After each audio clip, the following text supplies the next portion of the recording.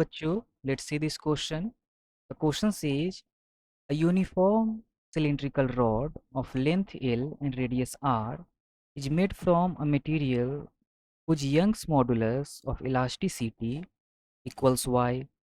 When this rod is heated by temperature T and simultaneously subjected to a net longitudinal compressional force F, its length remains unchanged.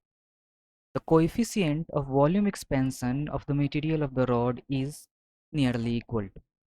और हमें चार options दे रखे हैं।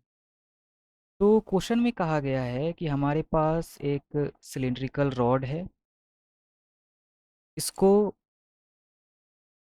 इस पर एक कंप्रेशनल फोर्स लगाया जा रहा है, तो ये हमारा कंप्रेशनल फोर्स एफ होगा, और इसको हीट किया जा रहा है टेम्परेचर टी से।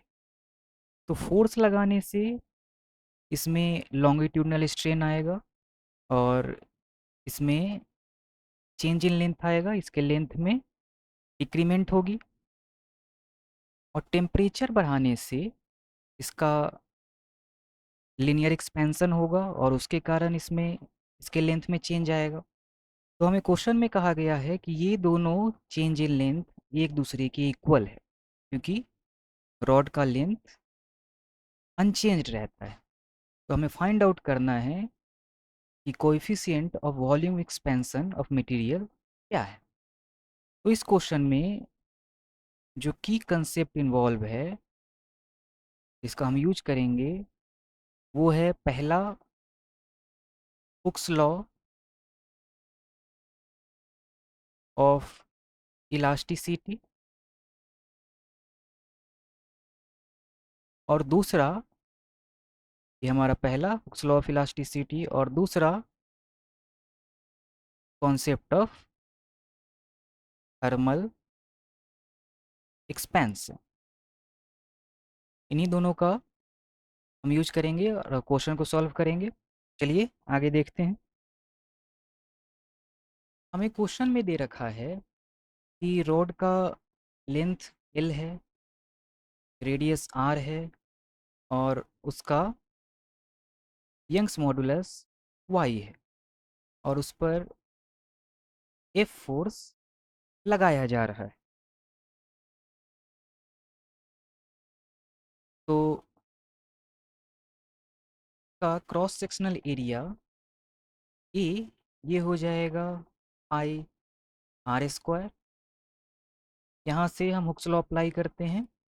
हुक्स लॉ कहता है applied force divided by cross sectional area pi r square is equal to Young's modulus multiplied by change in length. Change in length हम यहाँ डेल्टा एल ये मान लेते हैं, तो change in length delta L divided by original length L. यहाँ से हमारा change in length delta L आ जाएगा F L divided by pi r square Y. तो ये हमारा decrement decrement in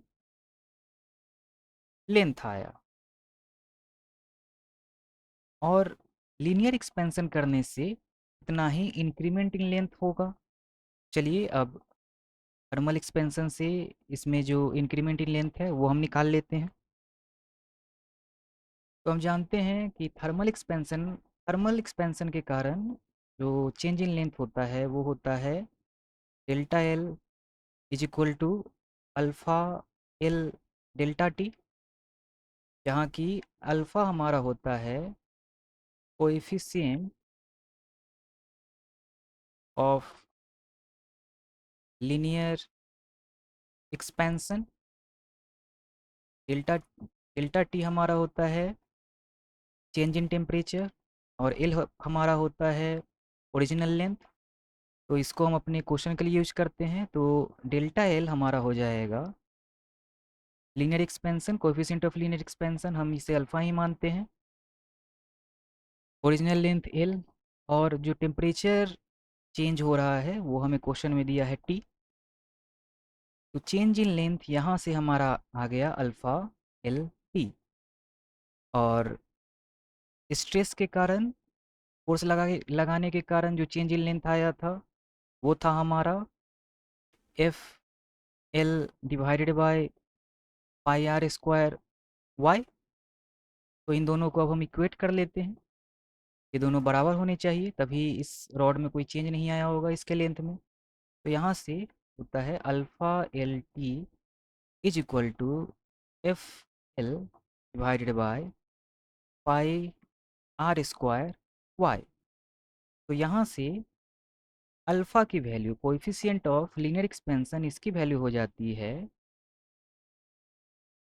F L divided by pi r square Y multiplied by L T. और L L को डिवाइड कर लेगा, तो यहाँ से कोएफिशिएंट ऑफ लीनियर एक्सपेंशन हमारा हो गया F divided by pi r square Y multiplied by T. अब ये हमारा हो गया coefficient of linear expansion. Coefficient of volume expansion वो हमारा होता है प्राइस ऑफ अल्फा। तो कोएफिशिएंट ऑफ वॉल्यूम एक्सपेंशन ये हमारा हो जाएगा 3f, और इसकी वैल्यू हो जाएगी 3f divided by pi r square Y T. तो चेक कर लेते हैं ये हमारा कौन सा ऑप्शन है। तो ये हमारा मैच करता है ऑप्शन नंबर सी। तो ऑप्शन नंबर सी हमारा करेक्ट ऑप्शन होगा। Hope you understood it well. Best of luck.